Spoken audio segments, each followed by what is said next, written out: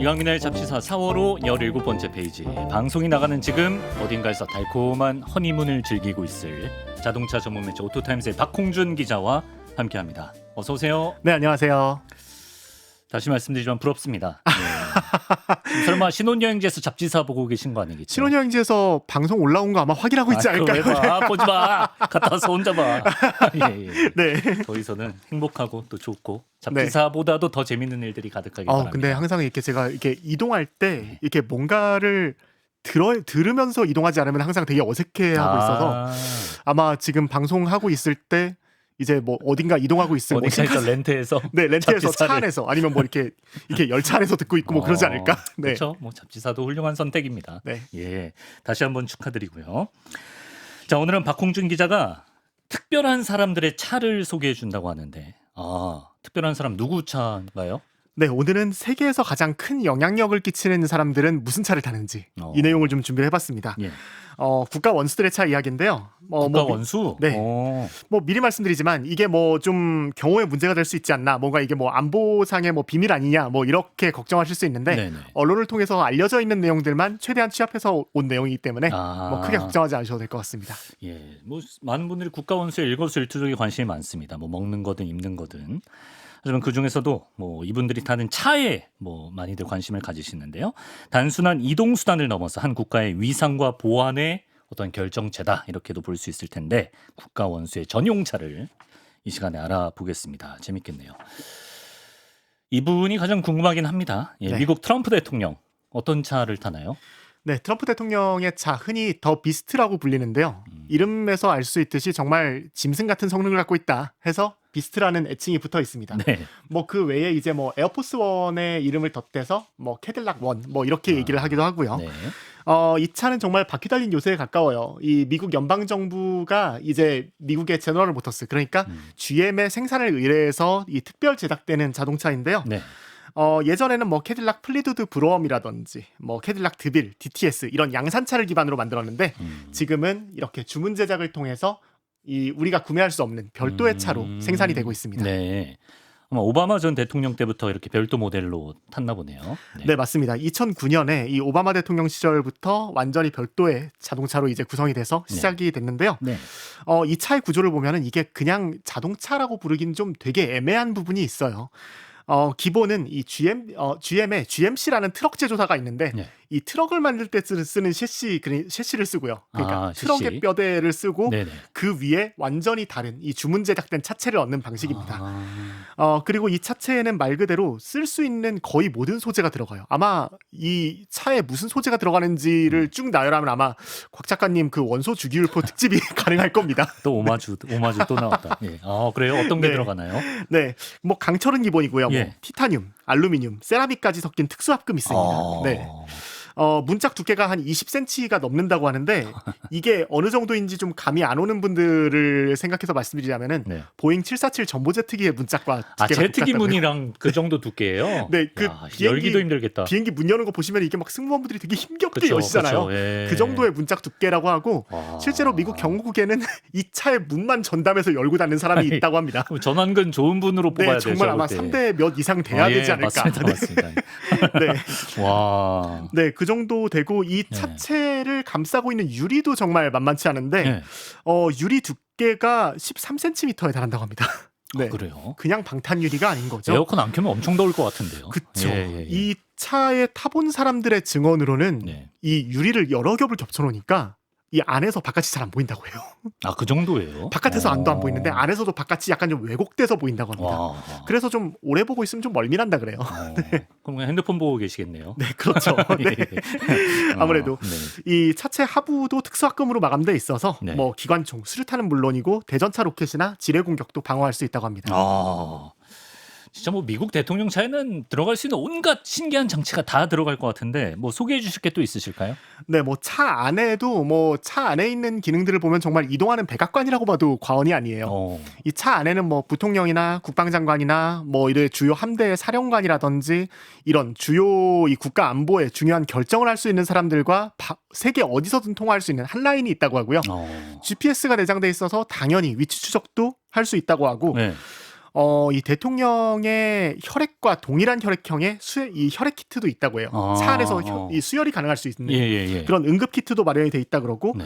뭐 이제 생화학 공격을 대비한 산소 공급 장치도 별도로 마련돼 있어서 차 안에서 일정 기간 동안 생존도 할 수 있다고 해요. 네. 화장실은 없겠지? 화장실은 제가 확인을 못 해봤는데. 대통령도 가장 급한 순간은 사실 그쵸, 그런 대통령도 순간이거든요. 급할 수 있는데. 예. 네, 그런 제가 화장실까지 확인을 못 해봤는데 제가 탈 기회가 되면 한번 요거 한번 소개드리겠습니다. 예. 뭐 그거랑 별개로 또 이것도 확인된 사실은 아니지만 여러 매체에서 제기된 주장인데 핵미사일 발사 버튼도 있다. 뭐 이런 얘기도 있습니다. 아, 그런 얘기도 있어요? 네, 그런 얘기도 있고요. 네.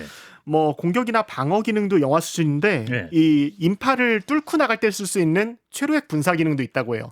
우리 왜 옛날에 007 영화 보시면 이렇게 그 본드카 앞에 이렇게 열리면서 이렇게 기관총도 발사되고 하잖아요. 그렇죠. 뭐 기관총이 나가진 않고 차 앞에서 이렇게 최루액이 최루액이 나간다고요? 네, 분사가 되는 기능도 있기도 하고 이 외부 침입을 막기 위해서 차 문짝에 고압 전류를 흘려보내는 기능도 있다고 해요. 그러니까 테러리스트가 차 문 잡으면 이제 바로 감전되는 거죠. 네. 제 영화네. 네, 그런 기능도 갖고 있다고 하고 네. 이거는 뭐 이렇게 레이싱 게임에서 봤던 것 같은데 이렇게 뭐 바나나 껍질 뿌리고 이렇게 구름 만드는 것처럼 정말 크레이지한 기술이네요. 기름을 뿌릴 수도 있고 뭐 이렇게 연막을 터트릴 수 있는 기능도 갖고 있다고 합니다. 기름을 이렇게 뿌린다. 바나나 껍질 대신에. 네, 이렇다 보니까 정말 무거울 수밖에 없는데요. 무겁겠죠. 네. 이 뭐 정확한 차의 재원이 나와 있진 않지만 차의 무게가 약 8톤 정도로 추정이 됩니다. 그러니까 일반적인 뭐 대형 세단이 3톤이 안 넘으니까 요즘 뭐 전기차 때문에 무거워졌다고 하지만 전기차가 아무리 무거워봤자 뭐 한 3톤, 2.5톤에서 3톤 정도 되거든요. 8톤이니까 정말 어마어마하게 무거운 거고요. 네. 이렇다 보니까 휘발유로는 도무지 구동을 할 수 없어서 디젤 엔진을 사용한다고 해요. 네. 이 바이든 대통령이 이 정말 개인적으로 자동차 매니아인 걸로 잘 알려져 있는데 이 바이든 대통령이 언젠가 한번 공개석상에서 이 비스트의 승차감에 대해서 얘기를 한 적이 있었거든요. 뭐라고 했나요? 끔찍하답니다. 끔찍하대요? 승차감이 생각보다 좋지 않다고 해요. 아무래도 트럭 기반의 뼈대로 만들어져 있고 이 타이어도 이제 좀 펑크에서 자유로운 좀 특수 타이어를 쓰고 이 디젤 엔진을 쓰니까 진동도 꽤 많을 거고 하차감은 세상 어느 차보다 최고인데 그쵸. 하차감을 선택하고 승차감을 포기한 네, 그런 게 이런 게 아무래도 트럭 기반이 아닌가 뭐 생각이 되고요. 한 가지만 더 말씀드리자면 네, 하나만 말씀드릴게요. 좋습니다. 이게 디젤 엔진을 쓰는 이유가 뭐 연비라든지 뭐 이렇게 차의 무게 때문도 있지만 그 안전을 위해서도 있다고 합니다. 어떤 점에서? 이게 위험하니까 따라하지 마세요. 디젤은 이게 디젤에다가 이렇게 디젤 연료에다가 불을 갖다 대면은 불이 안 붙어요. 이게 그냥 연기만 올라옵니다. 그거를 원조 하나만 더 하시는 분이 크리스마스 이제 디젤 특집 때 그런 얘기도 해주셨어요. 그렇죠. 과학적으로 풀어주셨습니다. 사실이구나. 크리스마스 에피소드를 못 들었네요. 솔로가 아니니까 그걸 못 듣는 거예요. 그래서 잡지사 구독자들은 진섬들은 연애를 안 합니다. 죄송합니다. 크리스마스 에피소드를 못 들었습니다. 아무튼 이 디젤에 불이 붙지 않는 게 안전의 이유도 있어요. 뭐 이렇게 연료 탱크가 피격당했다든지 이랬을 때 불이 붙지 않도록 이런 용도도 있다고 합니다. 그렇구나. 네. 최근에 이제 트럼프 대통령의 새로운 경호차가 등장했다면서요? 네, 최근에 이 다보스 포럼에 트럼프 대통령이 이 차를 타고 등장을 했는데요. 요건 특수 제작인 건 맞는데 이 차는 뭐 시중에 판매되고 있는 차입니다. 캐딜락 에스컬레이드라는 캐딜락에서 판매되고 있는 가장 큰 SUV인데요. 에스컬레이드. 네, 이 차는 뭐 똑같은 차는 아니지만 이 차 동일 모델을 우리나라 경호국에서도 대통령 경호 차량으로 쓰고 있어요. 이 차에 대한 구체적인 정보가 알려지진 않았지만 지금 사진으로 나와 있는 걸로 저희가 볼 때는 아마 뭐 비스트와 동등한 수준의 기술을 갖추고 있지 않겠냐 이렇게 추정을 하고 있거든요. 차의 외부에 뭐 이렇게 안테나라든지 이런 걸 보면은 뭐 통신 기술이라든지 아니면 뭐 전파 방해 기능이라든지 이런 게 탑재가 돼 있지 않겠나 이렇게 추정만 되고 있습니다. 그렇군요. 자, 미국 대통령의 차였고요. 이번에는 러시아를 한번 가보겠습니다. 푸틴 대통령은 어떤 차를 탈까요? 네, 푸틴 대통령 같은 경우에도 이제 러시아가 만든 이제 자국의 차를 이용을 하고 있는데 러시아 차 유명한 거 있나요? 사실 없긴 하죠. 네, 실제로 러시아가 자동차 산업이 그렇게 발달한 나라는 아닙니다. 그래서 자국 기술로 만든 차에 대한 열망이 아주 강했다고 하는데 그래서 2012년에 푸틴 대통령이 코르테즈라는 프로젝트를 지시를 해요. 코르테즈? 네, 이 목표가 단순했습니다. 대통령과 국가 안보 핵심 인사를 태울 수 있는 우리만의 의전차를 만들자라는 라는 거였는데요. 네. 이 개발 과정이 정말 러시아스러웠습니다. 왜요? 어떻게요? 우리나라나 지금 미국 같은 경우에 그냥 GM에다가 만들어주세요 했는데 그렇죠. 러시아는 이 국가의 과학 연구 관련된 기관을 다 불러 모았다고 해요. 의전차를 만들기 위해서 거의 회사를 차린 수준이네. 네, 그러니까 와. 우리나라로 치면은 뭐 서울대학교, 카이, 뭐 네. 카이스트, 뭐 과학기술연구원 이런데 국방과학연구원 다 와가지고 총동원. 자, 우리 나라를 위한 차를 만들 건데 니네 만들어봐 해서 이 기관들끼리 경쟁을 시켰다고 합니다. 아 그래요? 네. 뭐 결실이 나왔나요? 네, 2013년 6월에 러시아의 국유 연구기관인 러시아 중앙자동차 엔진과학연구소가 최종 설계를 만들어냈는데 네. 이 차가 바로 이 아우루스라는 브랜드의 자동차입니다. 아우루스. 네. 네. 이 정확히는 러시아의 독자 개발이 아니고요. 차를 개발하는 과정에서 포르쉐의 도움을 받았다고 해요. 아 그래요? 네, 포르쉐의 도움을 받아서 설계한 차인데 라틴어로 금을 뜻하는 아우름 그리고 러시아를 결합한 이름이죠. 그러니까 국가 권력을 상징하는 금빛 브랜드다. 뭐 이런 의미를 담고 있는 건데 예. 개발 방향도 단순한 신차가 아니라 역사적 상징성을 좀 끌어오는 방향을 담았어요. 구소련 시절에 이 지스 110이라는 이 당시 소련 공산당 간부들만 타던 이 고급차가 있었는데 네. 이 차의 디자인에서 착안을 한 디자인을 갖고 있다는 것도 특징입니다. 그 디자인을 좀 계승을 했군요. 네, 예. 그래서 뭐 자동차 업계에서는 이 차를 뭐 현대판 소비에트 리무진이다 이렇게 얘기하기도 해요. 예. 개발 일정도 빠르게 진행됐다고요. 네, 맞습니다. 첫 시제차가 2017년에 완성이 됐고 푸틴의 네 번째 임기가 시작됐을 때 이 차가 전격 공개가 됩니다. 네. 이 차의 성격이 전형적인 초대형 방탄 리무진이에요. 뭐 차를 보시면 아시겠지만 정말 튼튼하게 생겼고, 그러네요. 뭐 이게 실내가 일부가 공개됐는데, 네. 뭐 전통적인 목재, 베이지식 시트, 뭐 이런 좀 고급감을 강조한 구성을 갖췄다고 하고, 네. 방탄 기능이라든지 이런 것도 비스트와 동일한 수준인 걸로 추정이 되는데. 네. 차의 재원이 아직까지 자세히 공개가 되지 않았습니다. 추정하기로는 이제 뭐 12기통 엔진에 9단 자동 변속기를 적용이 됐을 거다라고 추정이 되는 건데 이게 뭐 러시아로 일정 뜬금없이 이 12기통 엔진과 이 9단 자동 변속기가 러시아로 공급된 이 이력 때문에 저 차에 쓰였던 거 아니냐라고 추정만 되고 있어요. 그렇게 네. 추정만 하고 있다. 네. 근데 저 아우루스가 네. 푸틴 대통령이 북한 김정은 위원장에게 선물을 한 차예요? 맞습니다. 김정은 위원장이 이 차를 선물을 받았어요. 이 북한이 러시아의 파병을 결정을 하면서 좀 러시아와 북한의 관계가 꽤 밀접해졌잖아요. 예. 이때 푸틴 대통령이 김정은 위원장에게 선물을 했는데 네. 당시 차를 선물 받고 같이 이 차를 타는 모습이 화제가 되기도 했습니다. 자료 사진에도 나오는데 보통 저런 구도는 약간 연애 탐사보도 기사에서 약간 저런 스캔들, 그렇죠. 네, 저런 약간 구도로 많이 찍는데 그런 구도로 나오는데 어떻게 저렇게 찍혀가지고 조수석에 계신 분 되게 표정이 좋네요. 예. 네. 선물 받아서. 네, 뭐 김정은 위원장은 이 아우루스 외에도 꽤 많은 차를 갖고 있는 걸로 알려져 있어요. 아 그래요? 네, 중국에 방문했을 때 마이바흐를 타는 모습이 관찰되기도 했었고요. 네. 당시 이 문재인 대통령과 판문점에서 회담을 했을 때는 이 벤츠의 S600 가드라는 이 리무진을 타고 오기도 했었고요. 그 김정은 위원장의 리무진 옆에 이게 경호원들이 막 이렇게 뛰어가는 장면이 아마 많이들 기억되실 텐데 네. 그 차는 이제 벤츠의 리무진이었고 네. 북미 정상회담 당시에는 롤스로이스를 타고 오기도 했었고요. 그런 차 어떻게 북한에서 들여오죠? 그러니까요. 저희가 지난번에 토요타 때도 언급드렸던 그 렉서스 LX라는 차도 맞아, 그렇고 맞아. 예, 대부분 최신 차들인데 네. 이 제재를 뚫고 이 차를 어떻게 샀지? 라고 좀 되게 많은 추측이 나오고 있습니다. 궁금한데요. 네, 당연히 자동차 회사들 입장에서는 우리가 북한에다가 차를 판매한 적은 없다라고 얘기는 하는데 다만 이제 일부 브랜드들이 얘기를 하기를 이 차가 누군가에게 판매가 됐다가 중고차로 매각되면 우린 이걸 추적할 방법이 없다고 하더라고요. 네, 저기 북한이랑 인접한 데를 네. 통해서. 네, 아마 여러 형태로 뭐 세탁이 돼서 공급되지 않았을까 이렇게 추정만 되고 있습니다. 네. 중국의 국가 원수죠. 시진핑 주석은 어떤 차를 타고 있을까요? 중국 차를 타겠죠? 네, 시진핑 주석은 홍치라는 브랜드의 차를 이용을 하고 있습니다. 홍치. 네, 중국의 토종 브랜드인데 네.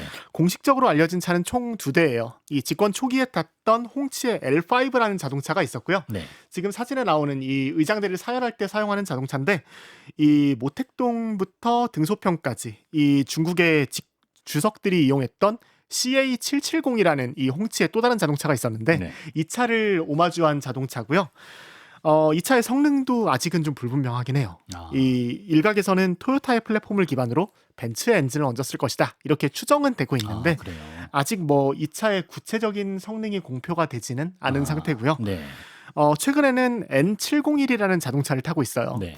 정확히는 홍치 자동차인가요? 네, 이 차도 홍치의 자동차인데 네. 2022년 인도네시아 G20 정상회의 때 처음 등장했고요. 최근에 우리나라에서 열렸던 경주 에이펙 정상회담에서도 이 차를 타고 왔었는데 이 차도 뭐 이렇게 비스트처럼 뭐 생화학 방어 기능이라든지 뭐 방탄 기능 이런 다양한 방호 성능을 갖췄을 거라고 추정만 되고 네. 구체적인 성능은 아직까지 나와 있지 않고요. 네. 다만 이 차의 총 중량이 뭐 8톤보다 더 무거운 이 비스트보다 더 무거운 10톤에 달할 거다. 뭐 이런 추정만 나오고 있는 상태인데 네. 재밌는 게 네. 이 차가 평소에는 위장막을 씌우고 다닙니다. 평소에 위장막을 네. 다 그러지 않나요? 아니요. 근데 대부분은 네. 그냥 그대로 이제 차에 비행기에 싣고 다니거나 하고 다니는데 네. 마치 개발이 안 끝난 자동차인 것처럼 이 차가 뭔지 알 수 없게 위장막을 씌우고 운행이 되고요. 네. 이 공식 행사에서 이 시진핑 주석이 탑승했을 때만 위장막을 탈거한 상태로 운행이 된다고 해요. 그 정도로 이 차는 자동차 업계에서 상당히 베일에 쌓여 있는 자동차 중 하나입니다. 그렇겠네요. 네. 이 시진핑 주석의 홍치 차는 외국 귀빈에게 절대 내주지 않는 차라고 하는데요. 중국 사람들에게 홍치는 어느 정도의 의미를 갖는 브랜드일까요? 저도 이 중국 분들에게 이 홍치라는 자동차가 중국 내에서 어느 정도의 위상을 갖고 있냐, 뭐 너희 주석이 타잖아, 뭐 이렇게 물어보면은 그런 얘기를 하더라고요. 고급차 브랜드인 건 알고 있는데 네. 이 사실 뭐 중국에 워낙에 많은 브랜드가 있으니까 사실 이 차는 좀 중국 공산당 간부들이 타는 차, 약간 관용차의 성격이 짙은 그런 이미지가 강하다고 해요. 네. 저 차를 타고 다니는 사람이라면은 저 사람은 당의 뭐 요직에 있는 사람, 혹은 뭐 간부, 공무원 뭐 이런 인식이 있다고 합니다. 신분을 보여주는. 네. 상당한 의미가 있는 차라는 게 분명한데요. 이 홍치라는 게 이름부터 봐야 됩니다. 네. 홍치는 붉은 깃발을 뜻해요. 중국어로. 되게 중국에서 먹힐 것 같은 이름이네요. 예. 붉은 깃발을 뜻하고요. 네. 엠블럼으로 쓰고 있는 이 글씨 같은 경우에는 실제로 모택동의 친필이라고 합니다. 아, 그래요? 네. 그 정도로 정말 국가적인 상징성이 강한. 확 와닿네. 네. 예. 그런 것처럼 그렇고 이 네. 홍치의 자동차 디자인을 보면은 공통적으로 들어가는 요소가 하나 있는데 네. 우리가 벤츠 얘기했을 때 벤츠 엠블럼이 이렇게 딱 서 있는 것처럼 네. 이 홍치 같은 경우에는 차의 중앙에 마치 깃발을 형상화한 빨간색 이 깃발을 형상화한 엠블럼이 이렇게 매달려 있어요. 그러네요. 예. 네. 그런 디자인 특징이 공통적인 특징이고요. 네. 역사가 생각보다 긴데 1950년대에 네. 이 모택동이 처음 탔던 자동차가 시초입니다. 그 당시에 중국이 우리도 우리만의 자동차가 필요해라고 해서 처음 만들었던 자동차였는데 네. 초기 모델은 사실 소련과 미국의 기술을 좀 교잡해서 만들어낸 자동차였어요. 아무래도 네, 예. 독자적으로 만들어낸 차라고는 좀 힘들었는데 네. 이후에 그 이후로도 홍치라는 자동차는 단 한 번도 일반 소비자용 브랜드로 판매된 적이 없었다고 합니다. 그렇구나. 예. 이 차가 일반 소비자에게 판매되기 시작한 것도 비교적 최근이라고 해요. 네. 그 이재명 대통령이 중국을 방문했을 당시에 중국 정부에서 이 차를 내준 적은 있다고 합니다. 네, 맞습니다. 일본으로 가볼까요? 일본의 다카이치 사나이 총리는 어떤 차를 타고 다닐까요? 네, 다카이치 총리가 무슨 차를 타는지가 알려져 있지 않다가 최근에 이 다카이치 총리의 워라밸 문제가 좀 대두가 되면서 새벽 3시에 출근하더라. 뭐 이게 좀 그러면 운전하는 분들도 워라밸 포기해야 되는 거죠? 그러니까 거기 이게 관저에서 대기하고 있어야 되고 뭐 그쵸. 너무 많은 분들이 워라밸이 없어지는데 싶은데 예. 아무튼 그 당시에 이제 다카이치 총리의 출근 장면이 포착이 되면서 다카이치 총리가 이 차를 타는구나라고 포착이 됐었는데 토요타 센츄리라는 자동차입니다. 토요타 센츄리. 네. 예. 아시겠지만 토요타에는 이미 렉서스라는 고급 브랜드가 있는데 네. 이 센츄리는 렉서스보다도 훨씬 더 고급으로 쳐주는 브랜드예요. 네. 이렇다 보니까 일본의 롤스로이스라는 별명을 갖고 있는 브랜드이기도 한데요. 네. 어떤 점이 특별한가요, 저 차는? 이게 뭐 렉서스보다 당연히 비싸고요. 네. 단순히 비싸기만 한 것도 아닙니다. 이 차가 만들어지는 과정이 정말 특별해요. 1년에 생산량이 100대도 채 안 되는 아주 100대도 안 만드는 정말 희소한 자동차인데 네. 만들어지는 과정도 달라요. 일본 시즈오카현에 이 센츄리만 만드는 공장이 따로 있었고요. 토요타는 이걸 공장이라고 안 하고 공방이라고 했습니다. 공방. 네. 일본 그 장인 감성. 네, 그렇죠. 실제로 공방이라는 말을 쓸 정도로 많은 부분을 수작업으로 만들었던 차예요. 네. 토요타 내부에서도 그렇게 만들었고 이 조립이 대부분 수작업으로 이루어졌습니다. 네. 그리고 재밌는 전통이 하나 있는데 네. 이 차 한 대가 완성이 될 때마다 네. 이 작업자의 서명을 넣는다고 해요. 어디예요? 이 차의 엔진룸 안에다가 아. 이 작업자의 서명을 넣는다고 합니다. 진짜 장인 네. 진짜 수제품처럼. 네, 제가 책임지고 조립했습니다. 라는 이렇게 서명을 집어넣고 이 어떤 사람이 무슨 차를 만들었는지 이거를 다 기록 보관소에다가 보관을 해놓는다고 해요. 네, 정말 일본스럽긴 이것도 한데. 진짜 일본 특성이 살아있네요. 예. 그렇죠. 2020년도에 이 시즈오카에 있는 공방이 폐쇄되고 지금은 이제 나고야 인근의 이 모토마치 공장에서 생산이 되고 있는데 네. 이 모토마치 공장이라는 데가 토요타의 핵심 생산 시설이거든요. 네. 한 개 생산 라인에서 9종류의 차를 만들 정도로 정말 이 토요타 지난번에 언급드렸던 네. 토요타 생산 방식에 최적화되어 있는 생산성이 극대화된 공장인데 네. 여기에 이 센츄리만의 전용 생산 라인을 만들어서 1년에 뭐 100대 미만의 차를 수작업으로 만드는 네. 그런 라인을 유지를 하고 있습니다. 엠블럼도 일반 토요타 차량은 다르다고 하던데요. 네, 맞습니다. 엠블럼도 차별화가 돼 있는데요. 이 센츄리의 엠블럼은 봉황을 쓰고 있어요. 아, 봉황. 네, 저 가운데에 지금 잘 안 보이실 수도 있는데 네. 이 봉황이 이렇게 날개를 펼치고 있는 엠블럼이고요. 그릴 앞에 네, 붙어 있는 거요? 맞습니다. 네. 그리고 저 엠블럼은 순금이에요. 아, 순금. 네. 그렇구나. 그러면 이거를 아까 1년에 100대 만든다 했잖아요. 네. 이건 일반인이어도 돈만 많으면 살 수 있는 건가요? 뭐 이렇게 사실 이렇게 희소성이 워낙에 높으니까 네. 이 차는 일반인은 못 산다라는 얘기가 한때 퍼져 있긴 했었는데 네. 토요타의 입장으로는 뭐 누구나 살 수 있다고 합니다. 아, 그래요? 네, 팔긴 좀 판다? 팔긴 파는데 좀 비싸겠죠. 네. 그렇겠죠. 네. 예. 일본까지 돌아왔습니다. 그 밖에 이제 역사적으로 유명한 국가 원수의 차 있다면 더 소개해 주시면 좋겠는데요. 네, 뭐 우리나라의 차와 인연이 있는 국가 원수들도 꽤 많습니다. 누가 있죠? 네, 대표적인 게 이 프란치스코 교황인데요. 최근 작년에 세상을 떠났죠. 아, 바티칸의 국가 원수죠? 네, 바티칸의 국가 그렇죠, 원수니까요. 국가 원수. 네. 바티칸의 국가 원수. 네, 바티칸의 국가 원수니까요. 예. 이 프란치스코 교황은 앞서 소개된 차들과 좀 다른 선택을 했습니다. 이분은 좀 의전차에 대한 생각 자체가 남달랐다고 해요. 이제 보통 의전차라고 하면 뭐 방탄, 최고급 뭐 예. 이런 차를 선택을 하는데 네. 교황은 우리나라를 찾았을 때 이 희망사항이 그거였다고 합니다. 의전차를 한국에서 판매되는 가장 작은 차를 타고 싶다. 이렇게 얘기를 했다고 해요. 아, 그래요? 네, 이 프란치스코 교황 특유의 검소한 특징이 정말 잘 드러났던 부분 중에 하나인데요. 티코 드려야 되는 거 아니에요? 저희도 그래서 예. 당시에 그래갖고 기아 내부에서도 얘기를 들어보니까 예, 정말 예. 고민을 많이 했다고 합니다. 어, 경찰을 드려야 되나? 근데 경찰을 드리기에는 이게 너무 아무리 좀 그래도 안전도 너무 위협이 문제가 될 수 있는데 좀 약간 체격도 있으시거든요. 그렇죠. 체격도 예, 있으시고 예. 좀 그 수행 인력들이 다 타면 이 차 좀 안 나갈 텐데 뭐 그렇죠. 이런 걱정도 있었고요. 네네. 그래서 이제 기아에서 소울이라는 이 소형 SUV를 제공을 했다고 하고요. 뭐 이게 뭐 방탄도 아니었고 네. 그냥 정말 우리가 일반적으로 타는 차와 똑같은 소형 차를 지급받아서 탔다고 워낙 합니다. 검소하셔서. 네, 이분이 오셨을 때 네. 대학교 기숙사 앞에서 이분을 마주쳤어요. 아, 진짜. 컵라면 정말? 먹고 들어가는. 아 진짜요? 진짜요. 예. 사실- 제가 깜짝 놀랐어요. 몰래 오셔가지고. 아. 예, 진짜로. 예. 저기 신촌에 있는 그 예, 예. Y 말고 또 다른 가톨릭 대학이 나오셨군요. 학교, 가톨릭 그쵸? 네, 학교. 예. 제가 가톨릭 신자라 정말 부럽습니다. 예, 진짜 깜짝 놀랐어요. 진짜 검소하게 다니시더라고요. 네, 그렇죠. 실제로 이 프란치스코 교황이 정말 검소했어서 이제 뭐 굳이 우리나라를 방문할 때가 아니었다고 하더라도 방탄차를 평소에도 이용하지 않았다고 합니다. 이 이유가 분명한데 사람들과 더 가까이 다가가기 위해서였어요. 네. 네, 이 또 하나의 차가 있었는데 이 바티칸에서는 현대차의 산타페를 이용하기도 했습니다. 아, 바티칸에서는 산타페를 타셨어요? 네, 일반적인 산타페는 아니었고요. 이 포프모빌이라고 하죠. 무게차. 그러니까 뚜껑이 열려 있는 차. 이 차를 이용을 했는데 일반적인 포프모빌이라고 한다면 이 오픈카 형태로 개조된 SUV에 방탄 유리를 높게 덧대거든요. 네. 어디서든 이제 교황을 볼 수 있게요. 네. 그렇게 만들어져 있는데 이건 정말 그냥 오픈카 형태로 개조가 돼 있었습니다. 네. 의도가 되게 분명했다고 해요. 사람들을 더 가까이서 만나기 위해서 그렇게 설계가 됐다고 하고요. 예. 실제로 이 바티칸 성베드로 광장에서 이 5만 명의 신도들이 운집했을 때 교황은 이 산타페를 타고 등장해서 정말 방탄유리 없이 정말 가까이에서 신도들과 소통을 했다고 알려져 있습니다. 그렇군요. 이 참고로 현임 레오 14세 교황 같은 경우에는 예. 네, 벤츠에서 제공한 G바겐 전기차를 이용을 하고 있습니다. 네, 좀 다르네요. 조금 다르죠. 예, 취향이 좀 다르네요. 네. 예. 그 바티칸 같은 소국은 예외로 치더라도 지금까지 네. 말씀해 주신 거 보면 각 국에서 이제 유명한 자동차 브랜드의 차를 네. 국가 원수들이 이용하는 걸 볼 수가 있었는데 그런 브랜드가 없는 나라에서는 국가 원수들이 어떤 차를 타는지도 궁금한데요. 정말 다양합니다. 뭐 중동 같은 나라는 워낙에 부자 나라니까 롤스로이스나 벤틀리나 뭐 이런 차를 이용을 하기도 하고요.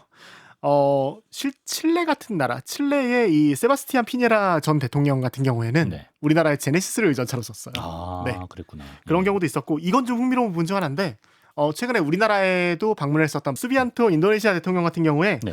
핀다드 MB3 가루다라는 자동차를 이용을 하고 있는데 네. 저도 이 차가 되게 낯설어가지고 인도네시아에 자동차가 있나 보다 했는데 네. 이 차가 뒤늦게 알려진 게 예. 지금의 뭐 예전에 쌍용 자동차였죠. KG 모빌리티의 렉스턴이라는 차를 기반으로 차체 껍데기를 다 뜯어내고 진짜요? 커스터마이징을 한 차로 알려지면서 좀 소소하게 화제가 됐습니다. 이름도 가루다 막 인도네시아 틱하게 했네요. 네, 그런데 예. 뼈대는 렉스턴이었다. 네.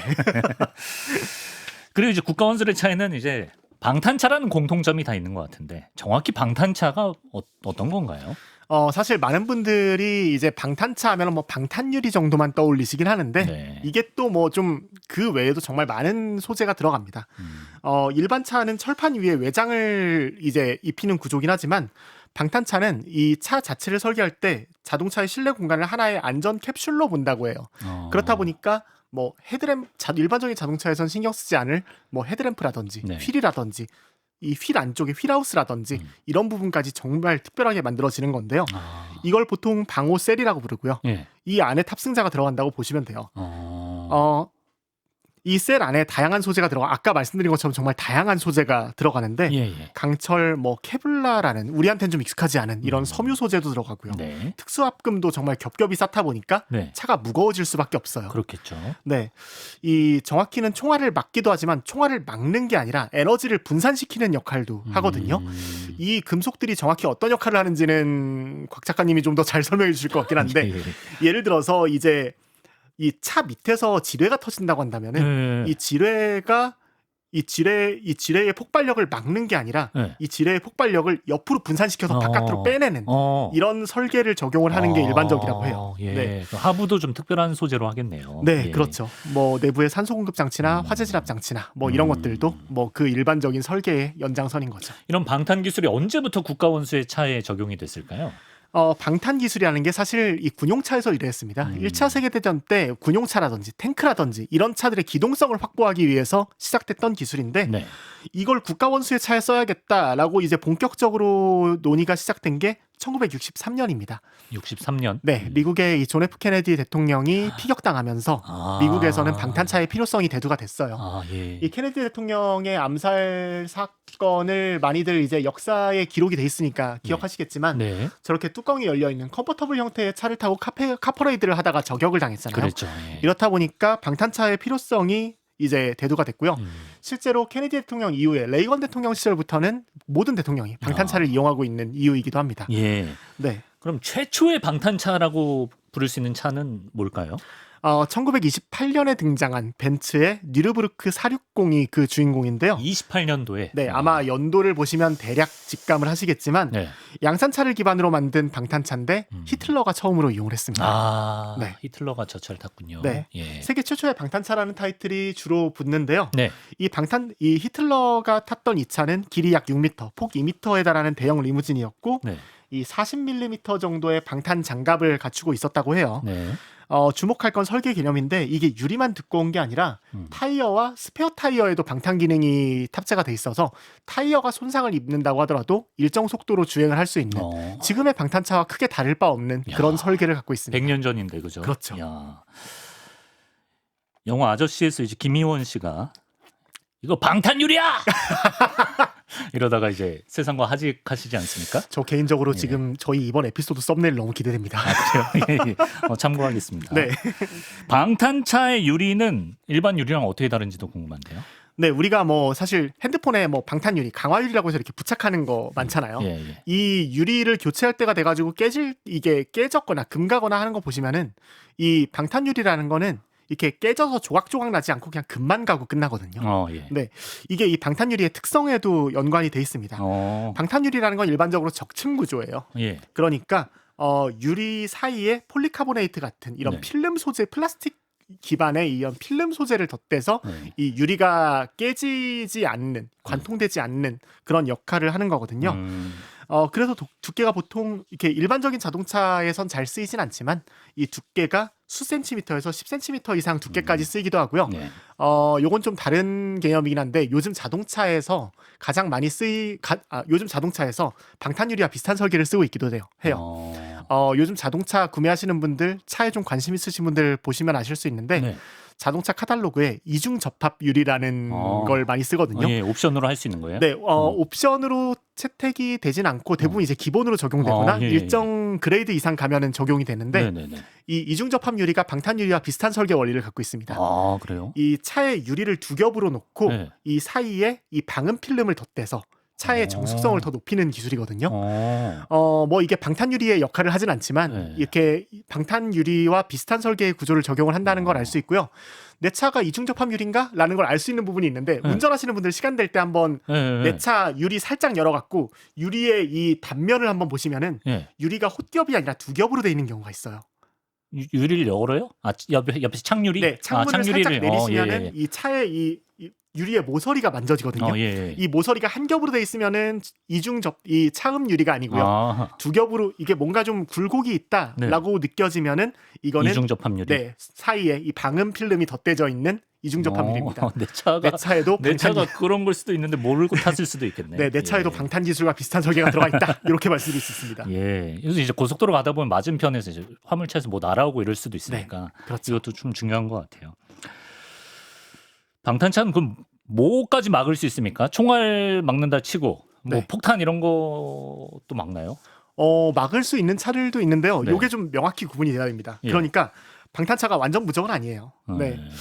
다만 일정 수준의 폭발, 그러니까 뭐 수류탄이나 지뢰나 대전차 로켓이나 이걸 직격으로 만든다면 진짜 위험하겠죠. 뭐 이게 폭탄이 안에서 터지는 건 당연히 못 막을 거고요. 그렇죠. 이게 뭐 대전차 로켓이 근처에서 폭발해서 이 파편은 견딜 수 있겠지만 로켓이 바로 날아오는 건 아마 못 견딜 겁니다. 말이 안 되죠. 예. 실제로 이렇게 자동차 업체들이 방탄차 기술 테스트하는 영상들을 많이 공개를 하는데 이 차들이 손상을 입긴 입어요. 다만 좀 덜 다치게 만드는 것뿐인 건데요. 이 차체 하부를 강화해서 아까 말씀드린 것처럼 폭발 충격을 주변으로 분산시키는 역할을 많이 씁니다. 그래서 그리고 결정적으로 방탄차는 완벽한 단독 방어 수단이라기보다는 일종의 경호 시스템 중에 하나라고 볼 수 있어요. 의전차들이 돌아다니는 거 보면 아시겠지만 이 차 혼자 돌아다니지 않거든요. 주변에 엄청 큰 밴이나 SUV들이 따라다니는데 이 차들의 방탄 기능이 탑재가 되는 경우도 있고요.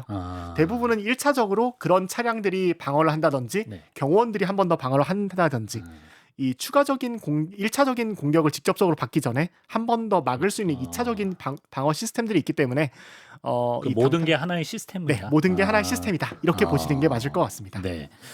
방탄차 아까 엄청 무겁다고 하셨잖아요. 그러면 연비는 안 좋겠네요.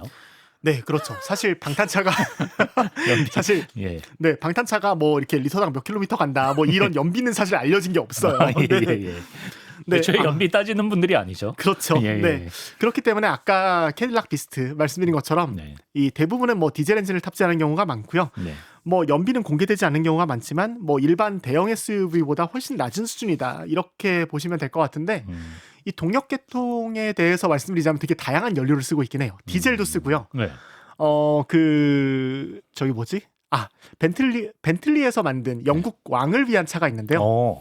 지금은 이제 로열 스테이트 리무진이라는 엘리자베스 여왕을 위해 만들어진 차지만 지금은 이제 찰스 국왕이 쓰고 있는 이 특별 주문 제작 리무진이 있는데 이 차 같은 경우에는 기본적으로 가솔린으로 구동이 되긴 하지만 비상시에는 등유나 LPG로도 구동될 수 있는 그런 시스템을 갖고 있기도 하고요.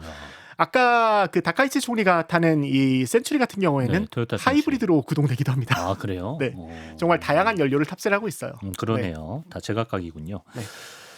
자, 이제 끝으로 우리나라 역대 대통령들의 차를 살펴보면 좋을 것 같은데요. 어떻게 됩니까? 한번 짚어주시죠. 네, 일단 시작은 뭐 이승만 대통령 시작으로 거슬러 올라가는데요. 이승만 대통령이 타던 캐딜락 플리두드 62라는 차가 있었고 이 차가 1956년식 모델인데 지금 뭐 출처가 국가유산청이라고 지정돼 있는 것처럼 이 차는 이 문화재로 지정돼 있어요. 이승만 대통령이 처음 탔던 차인데 우리나라 최초의 방탄차라는 이력도 갖고 있고요. 이 차는 이 미국의 드와이트 아이젠하워 대통령이 선물로 제공한 자동차라고 합니다. 네. 이 차는 이후에 윤보선 대통령 시기까지 사용이 됐다고 하고요. 박정희 대통령 같은 경우에는 알려져 있는 차가 총 2대인데 네. 쉐보레 비스케인이라는 차를 평소에 많이 이용을 했다고 알려져 있고 이후에는 캐딜락 플리두드 75라는 자동차를 이용을 했다고 해요. 이 차는 지금 육군사관학교에 전시가 되고 있는데 네. 이 차는 경부고속도로를 달린 최초의 자동차라는 기록도 갖고 있습니다. 그렇겠네요. 예. 네. 전에 아마 썬킴 선생님이 얘기하셨던 것 같긴 한데 물론 영화배우 분이 네. 아마 이 차에 추월당한 차겠죠. 네. 그렇죠. 네. 누구 신성일 배우인가요? 네, 신성일 배우가 이 차를 추월했겠죠. 예, 그렇죠. 네. 캐딜락을 많이 탔네요. 네, 캐딜락을 정말 많이 탔는데 네. 전두환 노태우 대통령 시기에는 캐딜락 브롬이라는 자동차를 실제로 사용을 하기도 했고요. 이때부터는 방탄 개념이 좀 본격적으로 강화가 되기 시작을 합니다. 이 차는 김영삼 대통령 시기까지 이용이 됐고요. 네. 김대중 대통령 시기 들어서 벤츠가 이용이 됩니다. 벤츠로? 네. 예. 김대중 대통령은 임기 후반 들어서 벤츠 S600 가드라는 차를 이용을 했는데 네. 차체의 각종 이음새 부분까지 방탄 설계가 적용돼 있는 좀 더 첨단 기술을 갖고 있는 방탄차였어서 폭발물은 물론이고 이제 독가스 테러도 방어할 수 있도록 설계가 네. 돼 있었고요. 네. 타이어가 모두 펑크가 나도 80km 이상의 속도로 달릴 수 있었다고 하고 지금까지도 뭐 우리나라의 대통령들이 벤츠를 많이 이용을 하고 있는데 좀 특이한 것 중 하나라면은 노무현 전 대통령 같은 경우에는 네. 대통령 임기 중에 유일하게 BMW 방탄차를 이용했다는 이력도 그래요? 갖고 있습니다. 그래도 한번 김영삼 전 대통령 즈음부터는 해서 네. 우리나라 차를 이용하실 법도 한데 우리나라 차를 이용하진 않습니까? 우리나라 방탄차에 대한 기록도 당연히 있습니다. 예. 김대중 대통령이 대선 후보 때 그러니까 97년도 대선 때 네. 현대가 당시 김대중 후보와 이 이회창 후보에게 방탄차를 제공을 했어요. 그랬군요. 당시에 현대자동차가 만들던 다이너스티라는 고급차가 있었는데 네. 이 차를 기반으로 방탄 유리와 이 철판을 방탄으로 설계를 했던 이 차 2대를 지급을 했었는데 네. 이회창 후보가 당시에 이용하던 차는 폐차가 됐다고 하고 김대중 대통령이 타던 방탄차 같은 경우에는 지금 어딘가에서 보존을 하고 있다고 하는데 제가 뭐 개인적인 얘기지만 이 차가 어디 갔나 탐사 취재를 하다가 이 차에 네, 흔적을 그냥 못 사적으로 찾았거든요. 수집했을 수도 있는 건가? 네, 그랬을 수도 있을 것 같은데 예. 최근에 어딘가에 소장이 결정이 됐다는 얘기를 듣긴 했습니다. 그런데 네. 갑자기 또 김정은 위원장이 저거 타고 아닙니다. 딴 얘기긴 한데요. 예. 실제로 예. 이 방탄차는 아니지만 네. 당시에 이 김대중 대통령과 이회창 후보에게 전달됐던 다이너스티라는 차를 네.